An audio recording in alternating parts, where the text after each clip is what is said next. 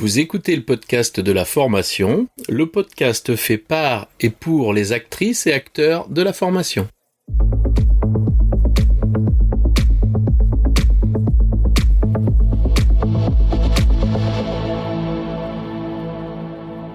Bonjour et bienvenue.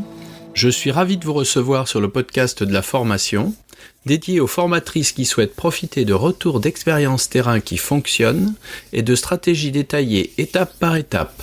Chaque épisode vous permet de mettre en place des actions immédiates et d'obtenir des résultats efficaces et concrets.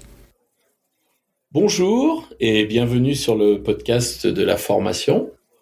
Je reçois aujourd'hui Touria. Touria, peux-tu te présenter ? Oui, bien volontiers. Alors, bonjour Laurent, et tout d'abord, merci de cette invitation. Je t'en prie. Me donner l'occasion de venir partager ma petite expérience et puis quelques conseils avec d'autres formateurs. Alors, pour la petite présentation, j'ai un parcours un peu atypique, peut-être, par rapport à d'autres formateurs, dans le sens où, à la base, j'ai un doctorat en biologie. Et à la suite de quoi, j'ai été faire un master en enseignement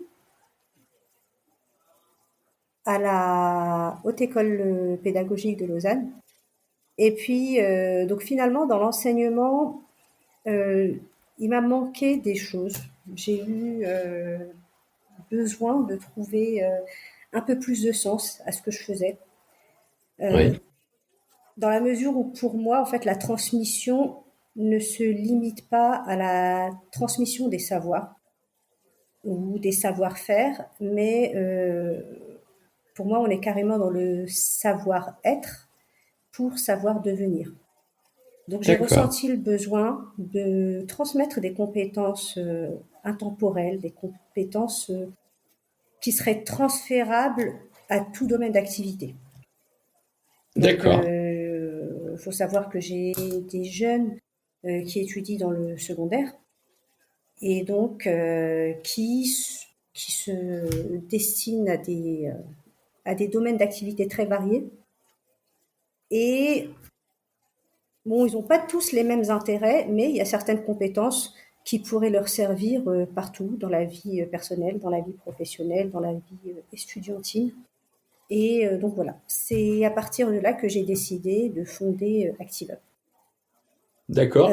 Rapidement, c'est quoi alors ActiveUp ?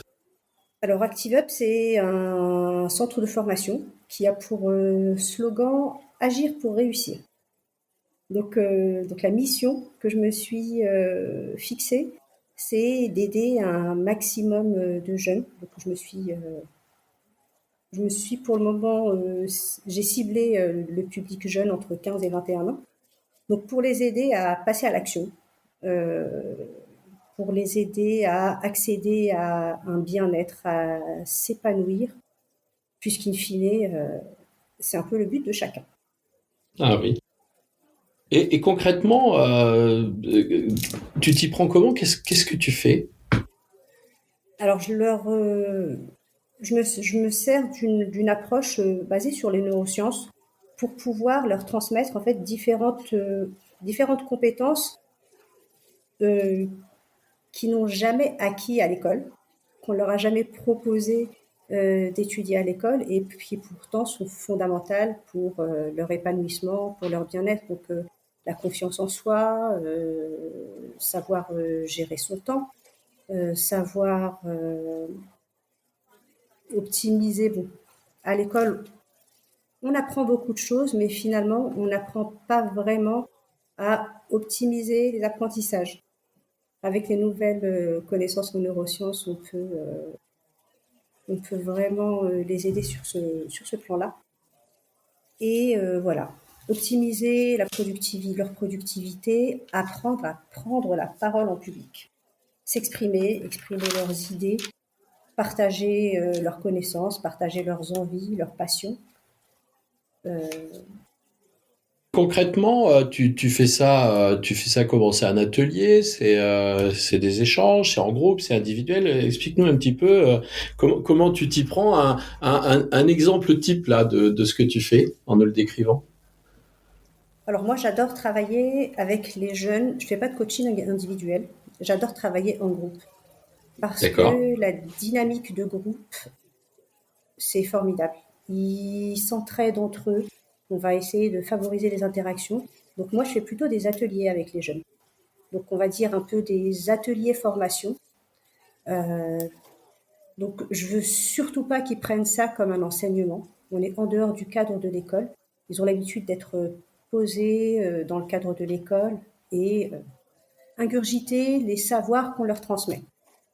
Donc là, moi, je suis plus dans une construction commune. On essaye de construire ensemble, interagir. Donc je leur donne la parole, bien volontiers, et on essaye de rebondir sur les idées des uns et des autres. Donc bien sûr que j'ai mon fil directeur, mais c'est vraiment leur permettre en fait de construire construire les savoir-faire et les savoir-être qu'ils vont acquérir. Et une question que je me pose, on parle de confiance en soi, on parle de prise de parole en public, mais du coup, c'est pas inhibant, c'est pas problématique pour eux d'être en groupe, ça serait pas plus facile en individuel, ça? Non, mais en fait, ça, c'est justement tout un travail qui doit être fait en amont, dans le sens où, au moment où je reçois les inscriptions, donc je vais d'abord leur faire passer un questionnaire pour essayer d'identifier un peu les centres d'intérêt de chacun.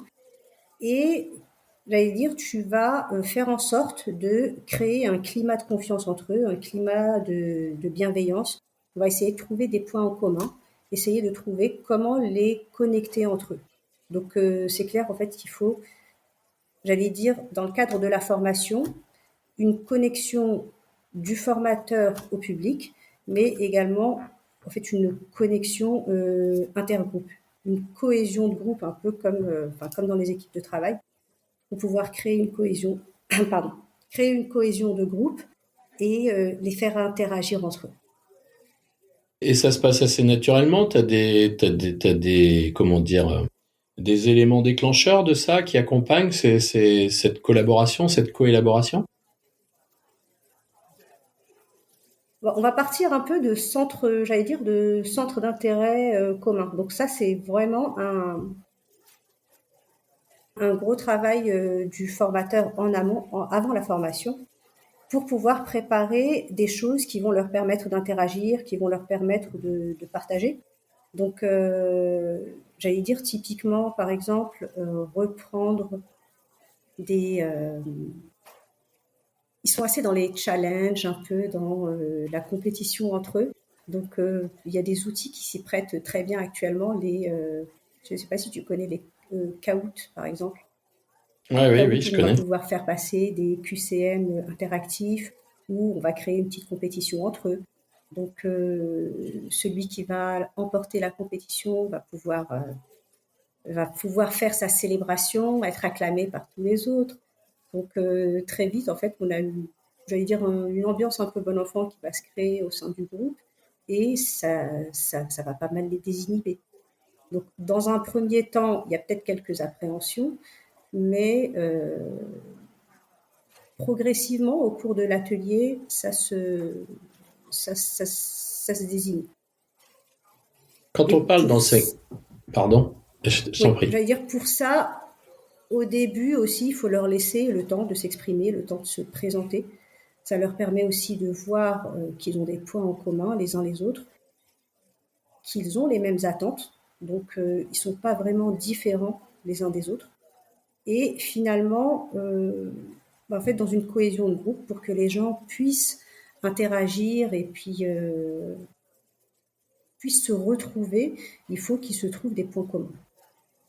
Ouais, je voulais te dire quand on a un enseignement de hard skill, hein, un enseignement classique, c'est concret, c'est des matières, tout ça. Là, on parle plus de, si j'ai bien compris, de soft skills. Comment tu les mobilises dans cette dimension pour qu'ils sachent qu'il faut s'investir, eux, et qu'ils sachent que c'est important. Comment tu t'y prends? Par exemple, pour la confiance en soi, ça va être en fait vraiment leur permettre de se projeter. Et c'est alors si aujourd'hui je vous disais que tout est possible, vraiment tout ce que vous souhaitez peut être possible. Où est-ce que vous vous verriez? Comment est-ce que vous vous verriez?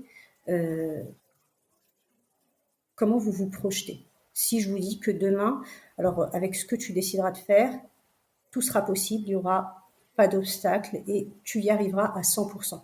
Où est-ce que tu te vois? Qu'est-ce que tu aimerais faire? D'accord. Donc, partant de là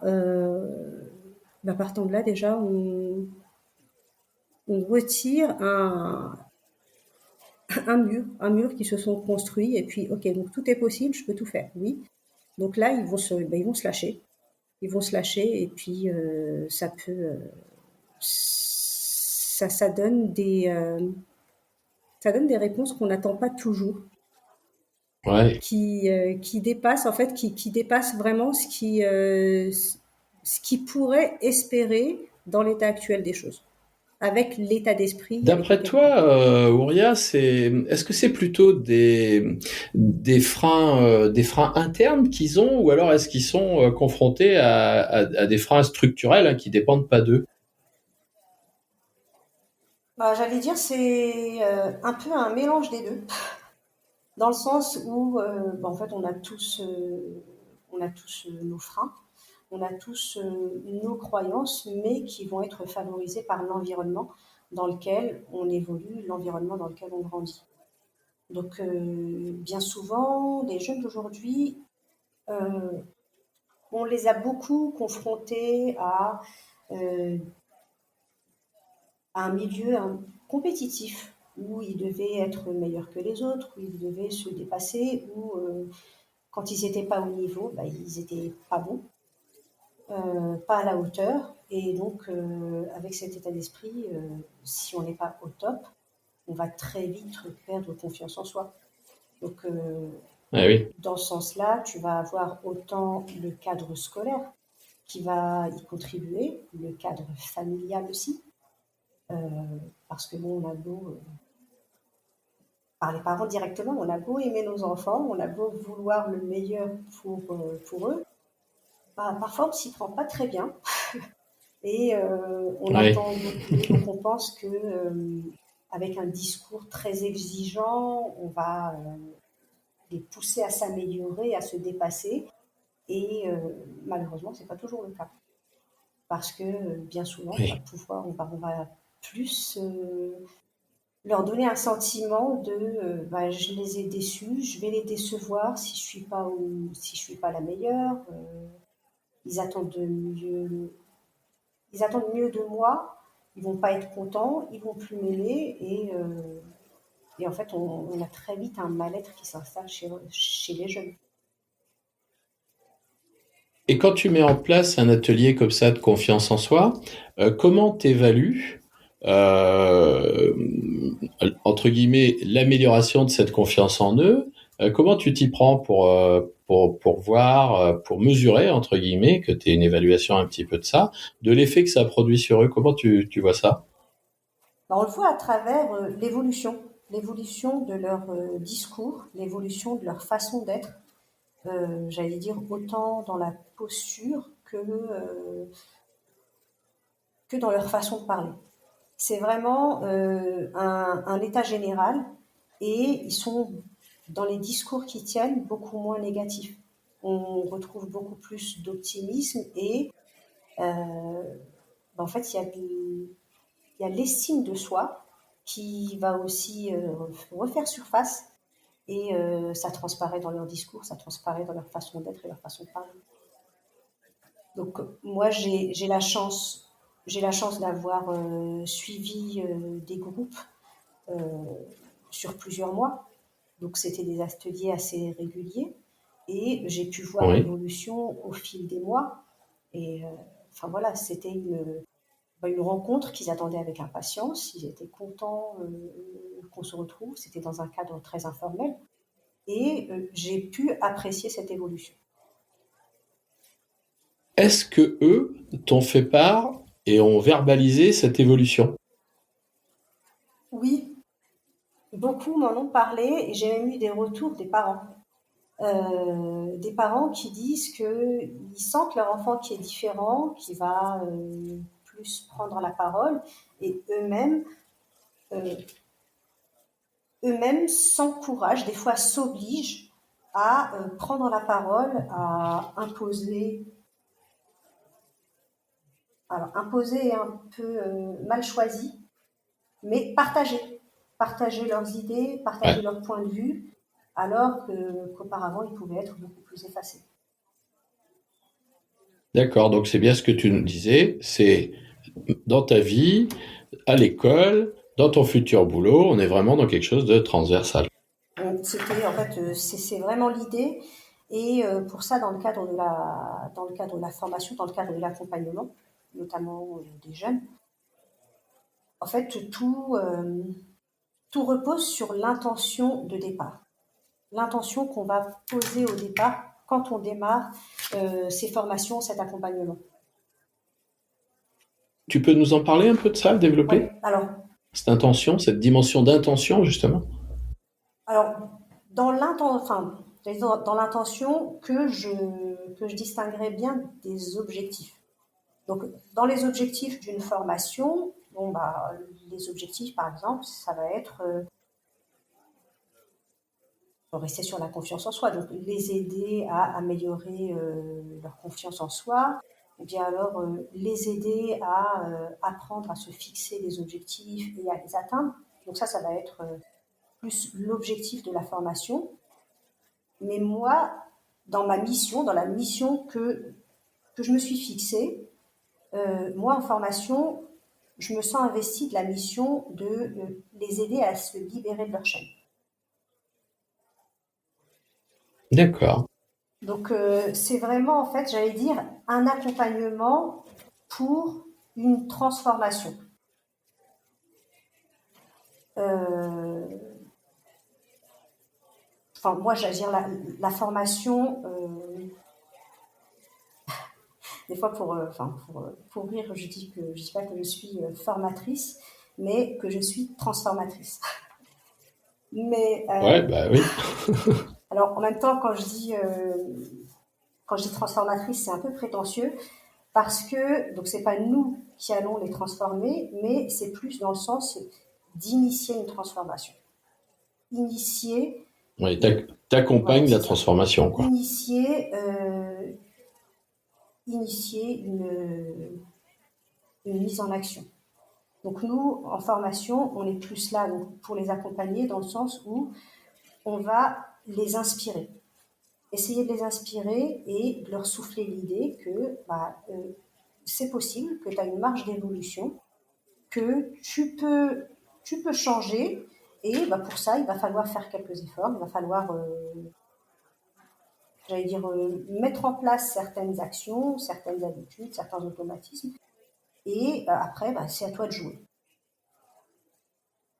On parle de transformation, tu sais que les gens aiment pas le changement, hein. Ils aiment pas la transformation. Comment tu les fais adhérer à ça, tu sais, parce que en vérité, est-ce que j'ai conscience que j'ai pas confiance en moi? J'en sais rien, en vrai.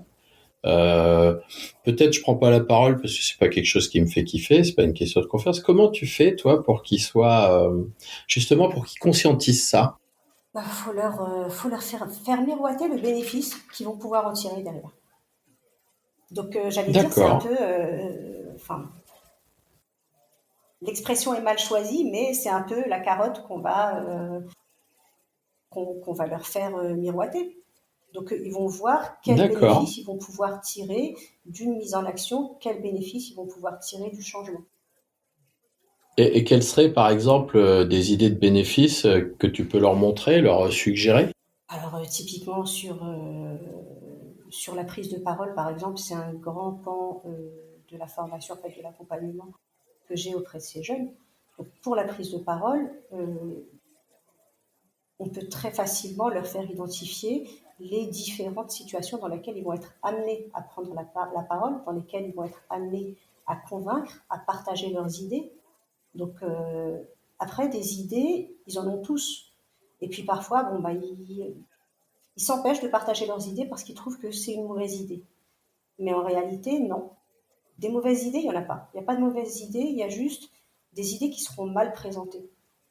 Donc après, c'est à toi de Oui. savoir si tu as eu cette idée, si tu l'as pensée, c'est que tu l'as construit sur un schéma bien précis. Tu sais où tu vas, tu connais l'objectif, enfin, j'allais dire, tu connais le point de départ et le point d'arrivée.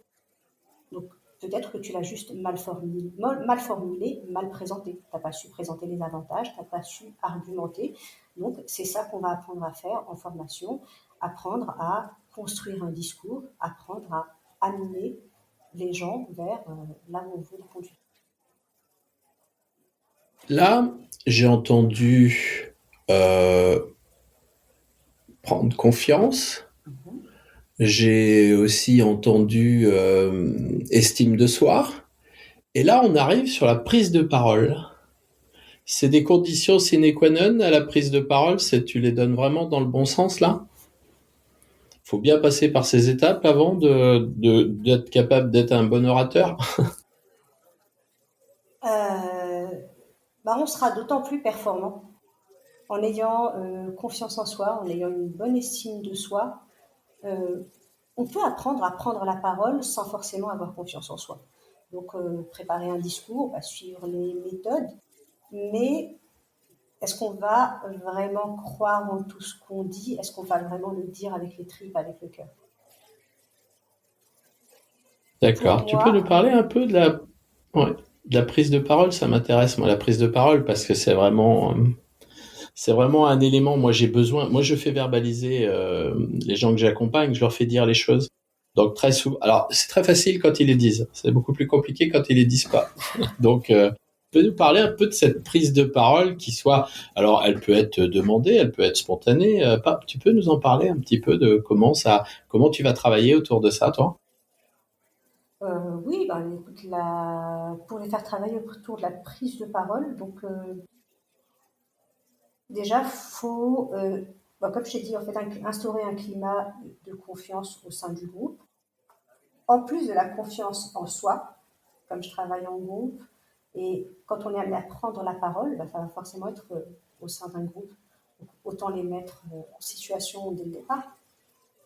Euh, donc, comme je disais au départ, en formation, en atelier formation, je vais essayer d'emblée de créer une connexion au sein du groupe.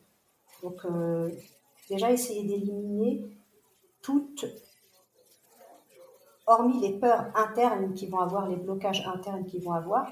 Donc, déjà, euh, éliminer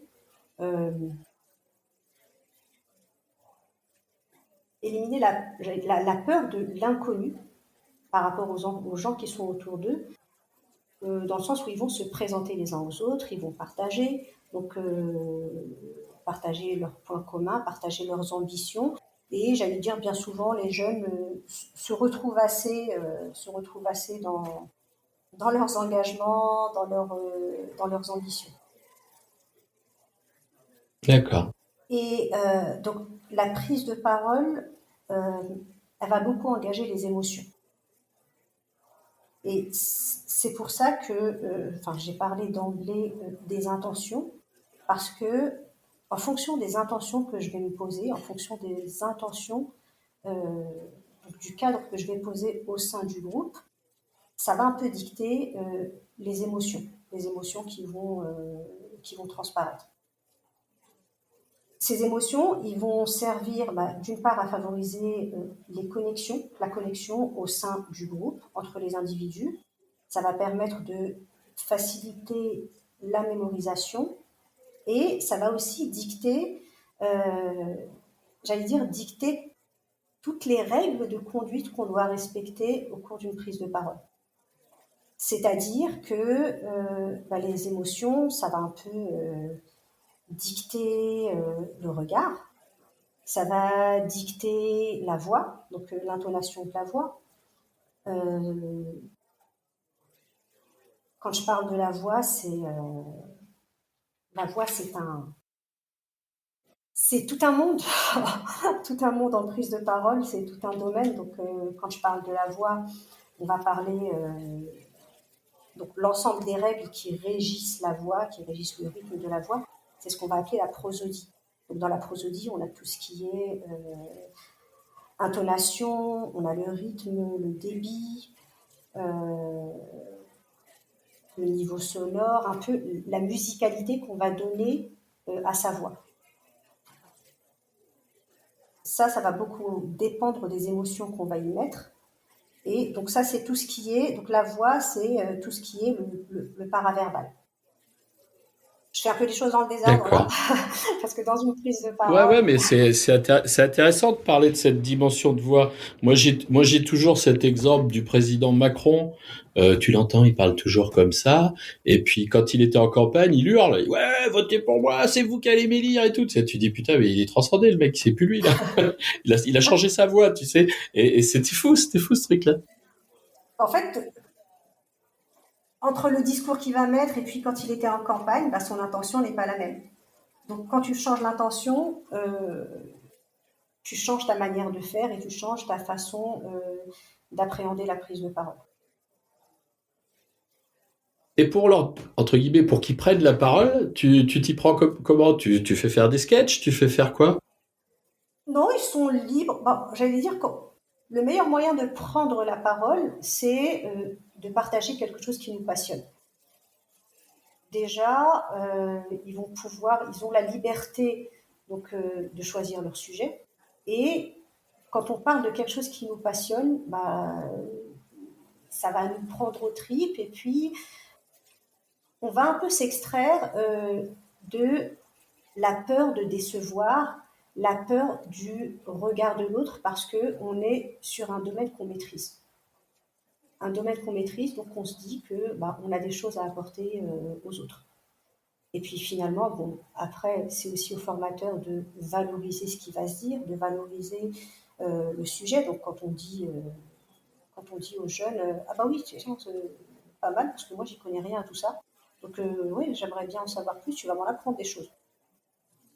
Là, il est un peu moins dans la posture d'être jugé parce que je ne suis pas en mesure de le juger, c'est lui qui va m'apprendre des choses.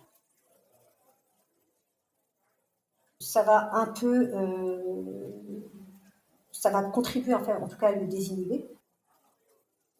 Et c'est vraiment en fait de partir sur quand on quand il va partir sur quelque chose qui l'intéresse, donc les émotions vont prendre le dessus et en fait les émotions, comme je disais, c'est quelque chose qui va dicter le timbre de voix, qui va dicter la gestuelle, ça va dicter en fait le verbal, le non-verbal et le paraverbal.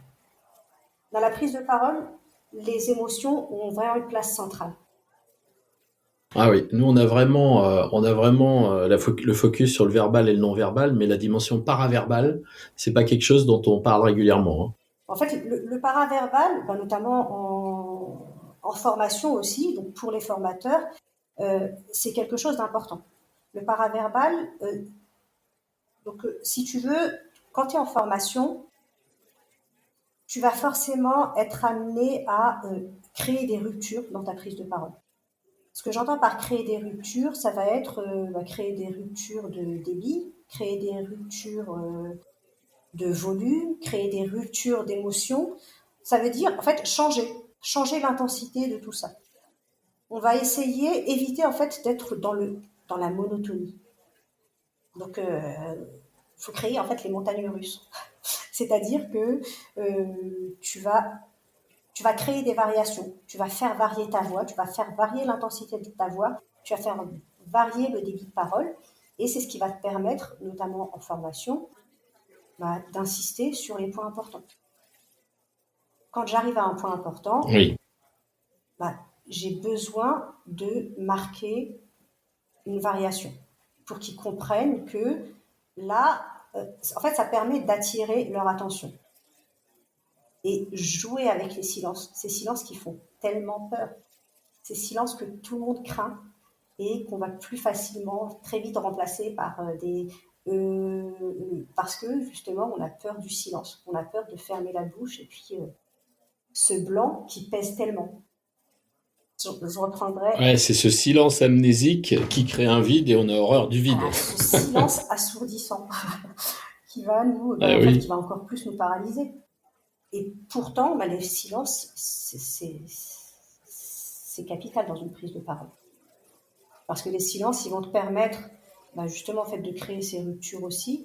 Ils vont te permettre d'insister sur ce qui est important. Donc, quand on va aborder une notion importante, dire un terme important, une phrase importante, donc là, les silences, c'est avant, pendant et après.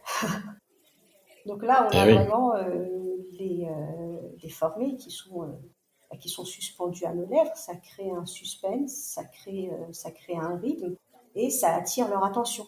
Parce qu'on a un certain débit de parole et puis là, silence. Donc ça les interpelle, ça permet de recapter leur attention et puis on repart donc, sur le terme important. Pareil, sur la diction des mots, on va un peu plus insister sur les consonnes parce que ça va permettre de marquer les points importants. Ça va permettre d'attirer leur attention sur des mots. Ouais, puis on peut aussi couper et dire important. C'est important. Voilà, on a aussi cet appui fort sur les mots là. Ah oui. Quand tu parles de silence, alors moi je veux récapituler un petit peu. Il y a cette prise de confiance. Je me sens mieux, je me considère mieux. Je prends la parole en public. J'utilise ma voix, qui est l'outil principal, mais bien sûr des gestes aussi. Et là, on est seul dans l'expression de ce qu'on a à dire.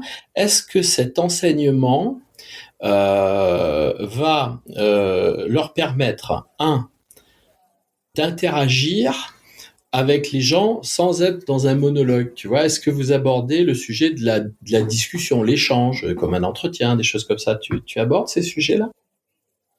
Oui, alors quand on aborde ça, forcément on va aborder l'écoute active. L'écoute active qui est Oui. encore un gros morceau et les jeunes n'ont pas forcément l'habitude d'écouter. Donc ça c'est un exercice qui est Mm. un peu difficile, enfin pas que les jeunes. C'est vrai que j'ai souvent tendance à parler des jeunes parce que c'est le public avec lequel je suis plus en contact, mais même pour les adultes, souvent quand on prend la parole, quand on est en discussion avec quelqu'un, bah, pendant que l'autre parle, on va pas forcément être dans l'écoute, mais on prépare déjà notre réponse et on attend juste qu'il y ait un moment de silence ou qu'il ferme la bouche pour pouvoir dire ce qu'on a à dire, ce qu'on a envie de dire. Donc, C'est ce qu'une fois on avait échangé tous les deux, tout au début quand on s'était ouais, rencontrés, où je t'avais écrit que le plus important c'était d'écouter pour comprendre et pas pour répondre. exact. C'est vraiment une clé, ça. Et ça se Être en travaille. capacité de se nourrir, voilà, et être en capacité de se nourrir de ce que dit l'autre. Et c'est vrai que comme tu l'as dit, quand tu réfléchis à la réponse que tu vas faire, alors déjà tu as un problème, faut que tu la construises, faut que tu la stockes, et puis ça dure un peu parce que l'autre il continue à expliquer. Du coup, toi, tu as perdu le fil de ce qu'il disait. Et très souvent, la question que tu poses après ou la réponse que tu fais, elle est plus d'actualité parce que dans les 20 secondes qui ont succédé à ta conception de réponse, il a donné le résultat déjà. Et du coup, si tu avais une petite contradiction au départ à annoncer, tu l'as plus. Enfin, en vérité, ça crée c'est ce qu'on appelle des parasites dans la communication, ça. Et moi, je trouve très intéressant, vraiment très intéressant que tu nous parles de l'écoute, de cette écoute active, parce que tout le monde dit ouais, faire une écoute active, mais concrètement, c'est quoi une écoute active? Une écoute active, ça nécessite de s'intéresser à l'autre. Ça nécessite de se décentrer, de ne pas regarder, de ne pas être centré sur soi et d'être entièrement à l'écoute de l'autre, d'être vraiment, bah, de prêter tout son intérêt à l'autre. Donc chercher à s'enrichir de l'autre, chercher à comprendre le point de vue de l'autre. Parce que dans une discussion, une réelle discussion pour moi, pardon. Donc pour moi, une discussion, c'est quand les deux parties sont ouverts et prêts à changer d'avis, prêts à changer de position, prêts à adhérer aux idées de l'autre. Après, pour moi, c'est pas une discussion en fait quand on a un dialogue de sourds où chacun est braqué sur sa position et hors de question pour l'un et l'autre de changer d'avis. Là, on n'est pas du tout on n'est pas dans l'écoute active, on n'est pas dans l'ouverture vers l'autre. Donc pour moi, une discussion, c'est vraiment, ok, je suis ouverte, j'écoute tes arguments et je suis prête à changer d'avis si tu arrives à me convaincre. Mais bon, moi, vu que j'ai ma position, donc je vais essayer aussi de partager mes idées.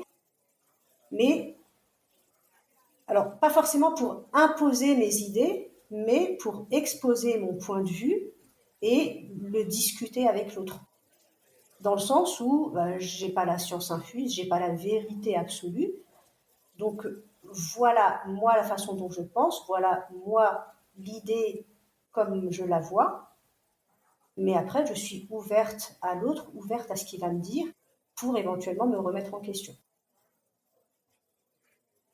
Ouais, tu vois, moi souvent je dis aux gens, mais explique-moi bien ta façon de penser pour que je comprenne et pour que je vois comment je pourrais changer la mienne. Et moi je le dis, je le verbalise ça.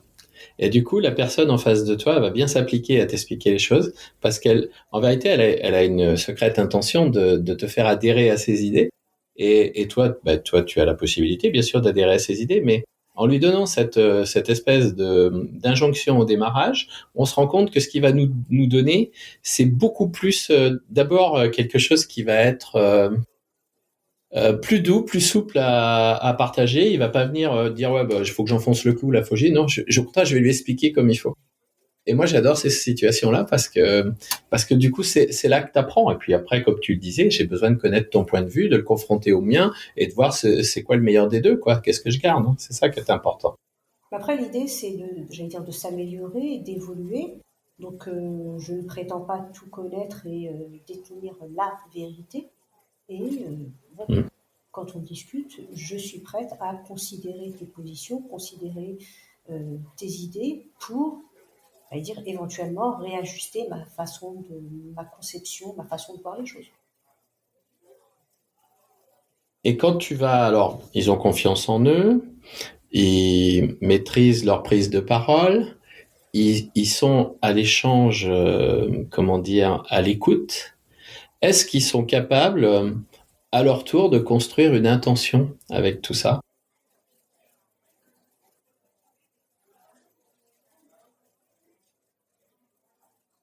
Euh, Ça demande du temps, dans le sens où, dans un premier temps, ils vont partir avec des objectifs. Parce que bon, je fais la distinction entre l'intention et l'objectif. Donc, ils vont partir avec un objectif à leur prise de parole, mais ils vont pas forcément y placer une intention derrière dans un premier temps. Et après, il faut vraiment, j'allais dire, les sensibiliser en fait à ce point et en fait leur faire comprendre que quand on prend la parole, c'est pas juste un échange de mots, c'est pas juste un échange d'informations, c'est euh, c'est une transmission qui va passer par des émotions, une transmission qui va passer par une intention, et c'est cette intention qui va dicter euh, la manière dont on va délivrer le message. Et justement, en fait, je parle de message parce que ce qui importe dans une prise de parole, c'est pas les mots qu'on va employer, mais c'est vraiment le message qu'on va transmettre. Le message qu'on va transmettre, on peut le dire de, de 36 000 façons. Quand le message est clair, ils vont pouvoir adapter les mots, ils vont pouvoir le dire avec leurs mots, ils vont pouvoir adapter les exemples, partager leurs anecdotes éventuellement, des épisodes qu'ils ont vécus. Mais pour ça, en fait, ça va leur demander de poser une intention à leur discours. Donc ça, en fait, j'allais dire, ça vient plus tard. Tu vois, je pense à quelque chose tout à l'heure, tu as parlé de fixer, ils se fixent des objectifs. Alors très souvent, moi ce que j'ai remarqué dans les accompagnements, c'est qu'en vérité, ils s'en fixent des objectifs, mais c'est pas forcément les bons. Et si on prenait l'exemple, par exemple, demain, ils ont un entretien pour un stage. Mhm. Alors, si tu leur demandes quel est votre objectif pour demain, eh ben, c'est de faire un bon entretien. Ah ouais, t'es sûr? Ouais, je veux faire un bon entretien pour que ce soit bien. T'es sûr? Et puis au bout d'un moment, t'es obligé de leur dire, ben non, ton objectif, c'est d'avoir un stage. Et tu fais rien de toi-même qui puisse t'empêcher d'avoir le stage, c'est-à-dire tu montres pas une mauvaise image de toi, mais après tu fais tout pour avoir un stage. Il y a que ça. Et bien souvent, on a besoin de les guider, de les accompagner dans la précision de l'objectif. Parce que évidemment, s'ils visent, faut que ça se passe bien, bah oui, effectivement, hein, moi je peux avoir un super entretien qui s'est super bien passé où le mec il m'a pas filé de stage, quoi. Donc il faut vraiment les aligner sur l'objectif. Et très souvent, ils ont une vision très microscopique des choses, alors qu'il faudrait qu'ils aient une vision macro. C'est bien, mon objectif, c'est de revenir avec un stage. Voilà. Ça, c'est important, je pense que je le On précise. travaille aussi Et tu me cependant parlais de le fait on comment? travaille aussi cet aspect de se fixer des objectifs. Donc, comment est-ce que je vais me fixer des objectifs et ensuite qu'est-ce que je vais mettre en place pour les atteindre? Pour arriver à cet objectif, qu'est-ce que je vais mettre? Mais mon objectif déjà, j'allais dire, on revient aux objectifs SMART. Un objectif, il doit être mesurable. Donc, comment est-ce qu'à la fin, je peux dire que j'ai atteint mon objectif? Quel Ouais, est... bah j'ai le stage, là, par exemple. Et la question que tu disais tout à l'heure, tu as dit, ouais, mais du coup, ça se prépare. L'entretien, ça se prépare. Et comment concrètement, comment ça se prépare? Donc, je définis mes objectifs. Après, ça s'écrit ou pas? Un entretien? Ouais, ça se prépare à l'écrit. Ça, tu prépares tes arguments. Tu donnerais quoi, toi, comme conseil là? Oui, en fait, j'allais dire, bon, tu peux pas le préparer à l'écrit parce que bon, lors d'un entretien, euh, tu vas être amené je vais dire, à discuter, à répondre aux questions, mais en tout cas, tu prépares des livres, tu prépares, euh, tu prépares des expériences, tu prépares des compétences. Donc, on essaye de s'imaginer les questions qui pourraient être posées. Euh, Typiquement, en entretien, on va avoir besoin de montrer quelles compétences on peut mettre au service de la personne. Et en fait, Hmm. pour les jeunes, c'est vraiment leur apprendre à cibler des compétences. Et ça, ils ne savent pas forcément Oui. faire. Dans le sens où, dans les expériences qu'ils vont vendre, par exemple, j'ai travaillé dans un self. OK?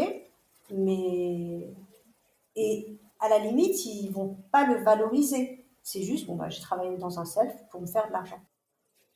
Oui, mais dans ce self, tu as quand même développé certaines compétences. Tu as appris à travailler en équipe, tu as appris à la rapidité, tu as appris à Hmm. respecter des délais, tu as appris à organiser, en fait, à organiser un certain process pour pouvoir accomplir tes tâches. Donc, en fait, il y a plusieurs compétences derrière qu'ils n'arrivent pas à cibler, qu'ils n'arrivent pas à identifier. Et puis finalement, quand tu discutes avec eux, donc quand tu discutes de ce qu'ils ont fait, tu leur dis, oui, mais alors là, dans tout ce que tu me dis, tu as la compétence, tu as les interactions, tu as le travail en équipe, tu as l'organisation, tu as le respect des délais, tu as ci, tu as ça, tu as ça. Puis il regarde, il fait, ah ouais. Oui, puis tu sais bien te comporter, tu sais être à l'écoute, tu sais être poli, courtois, tu connais les règles de politesse, fait tout ça, ça fait partie de compétences, hein. Tu as intégré Et des c'est codes en rigueur hmm, dans le milieu du travail. dans le contexte où tu évolues, quoi. Ouais. Et tu vois, c'est marrant ce que tu me dis là, parce que la semaine dernière, j'ai discuté avec une de mes filles Mhm. et qu'elle me disait, ouais, papa, du coup, je serais bien allé à l'intérim, mais j'ai pas de compétences. J'ai trouvé ça énorme. Alors du coup, on a fait ce petit travail que tu viens de faire. Ouais, alors du coup, tu as fait ça. Bon, du coup, tu as été à la fac. T'as rien appris à la fac. Tu sais pas. Par exemple, tu sais pas t'organiser le matin pour te lever pour aller en cours. Tu sais pas suivre une planification de cours. Tu sais pas. Et on a fait ça, mais je te jure, ça a duré une demi-heure. Hein. Ah, mais elle dit, mais elle est repartie. Elle était boostée. Je te dis pas comment. Qu'on aurait dit un avion de chasse. Ah, ben du coup, j'ai plein de choses à leur dire et Ah ouais. tout. C'est important de leur permettre de visualiser ça, hein, Bah, c'est vraiment ça, en ils ont, fait. en vérité, ils ont pas la conscientisation, en vérité, de ce qu'ils sont et ces compétences transversales. Je lui disais, tu sais, je lui disais, si t'as un bon savoir-être, c'est-à-dire un savoir-faire relationnel qui est de qualité, moi, je vais avoir envie de te revoir. J'ai dit, ton futur patron, évidemment, il faut que tu fasses le job et machin, mais il va avoir envie de te revoir. S'il a quelqu'un qui est déjà performant et qu'il n'a pas envie de revoir, quoi qu'il arrive, il le prendra jamais. Alors que toi, il pourra toujours dire, t'es pas parfaite, mais moi, j'ai plaisir à te revoir, donc je vais t'aider à monter en compétences. Et ça, c'est des points très importants qu'il faut échanger avec nos jeunes publics, ça. Sur les compétences, ils trouveront quelqu'un qui sache accomplir les tâches demandées. Mais après, bah, c'est Mm. important, surtout quand on dirige une équipe, de savoir qu'on a quelqu'un qui ne va pas créer des conflits au sein de l'équipe, qui va savoir respecter les délais, qui va savoir s'organiser, travailler en équipe. Donc, c'est tout ça qui est important. Le Mm. savoir-faire en soi, en général, quand ils postulent quelque part, c'est parce qu'ils ont le savoir-faire. Mm. Et il faut aussi montrer une certaine flexibilité sur Tu le vois, fait. je vais te donner un exemple. Ouais, pardon. Je vais te donner un exemple tout simple. J'ai un copain qui a une boîte de développement et il avait besoin d'un développeur senior. Il a embauché un mec. Alors, la particularité, c'est qu'il a une équipe de développeuses, lui. Et il a embauché un gars qui effectivement, au niveau de compétences en hard skill, c'est un très bon codeur, très bon développeur. Le gars était en période d'essai pendant 2 mois. Au bout de 2 mois, il a réuni son équipe, les nanas qui bossent avec lui. Il leur a dit voilà, qu'est-ce qu'on fait maintenant avec machin. On le garde pas.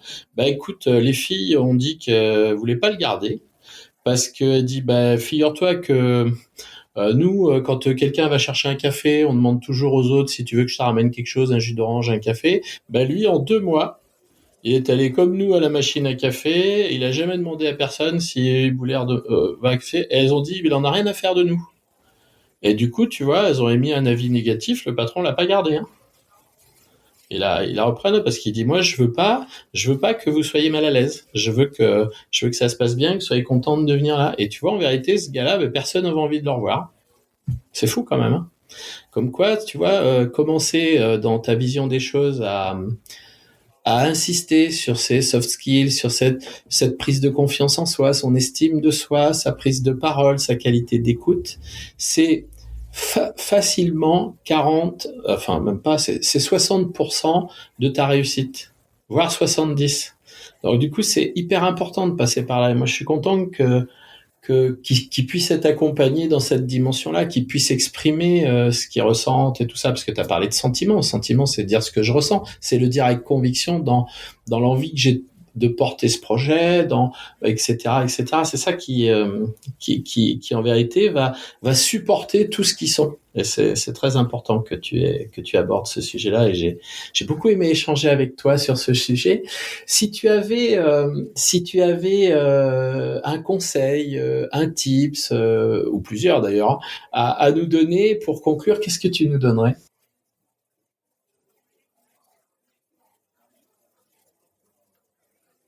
Je dirais que, bon, on est dans le podcast des formateurs, donc je vais rester enfin, dans le cadre de la formation. Donc, gardez en tête vraiment que la formation, au-delà de la transmission d'informations, c'est c'est vraiment en fait une source d'inspiration.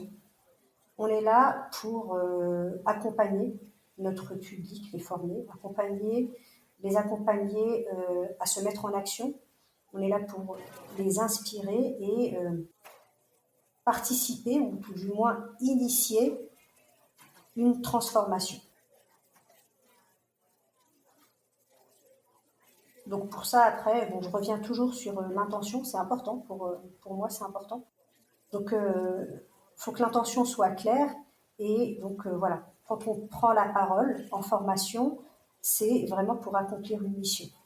Donc garder cette mission en tête et cette mission, ben, on va pouvoir l'accomplir grâce à un tourbillon d'émotions et plein de bonnes intentions et de bienveillance à l'égard des formés. Tu as à l'esprit un retour, quelque chose de touchant que t'aurais dit à un de tes apprenants après avoir suivi tous ces ateliers qui lui ont donné confiance en lui, qui lui ont remis de l'estime de lui ou d'elle, et qui aujourd'hui lui permet de prendre la parole et d'aller à des entretiens sereinement. T'as quelque chose comme ça ou pas?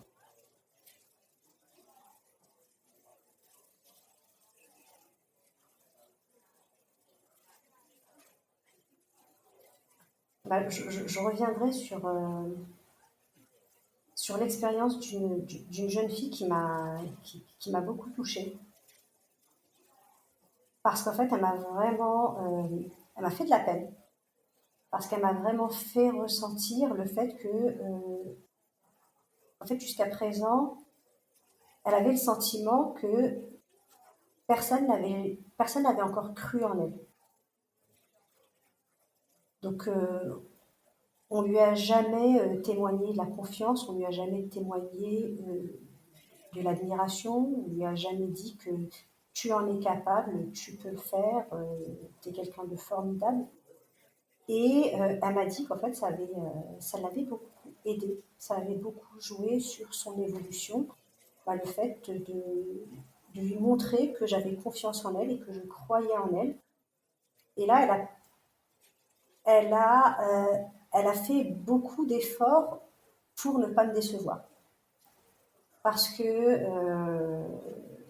parce que j'avais cru en elle et elle voulait pas me décevoir et elle voulait me montrer que j'avais eu raison de croire en elle et qu'elle y arriverait effectivement. Ça m'a beaucoup touchée. Ah. Eh ben, écoute, moi j'aimerais qu'on garde qu'on reste sur ça, sur cette capacité de croire aux autres, de leur montrer qu'on croit en eux et garder le mot que tu disais tout à l'heure, il faut avoir de l'inspiration. C'est très important. Touria, je te remercie. C'est moi, c'était un plaisir d'échanger avec toi, comme d'habitude. Eh ben, écoute, en tout cas, sache que le plaisir est largement partagé.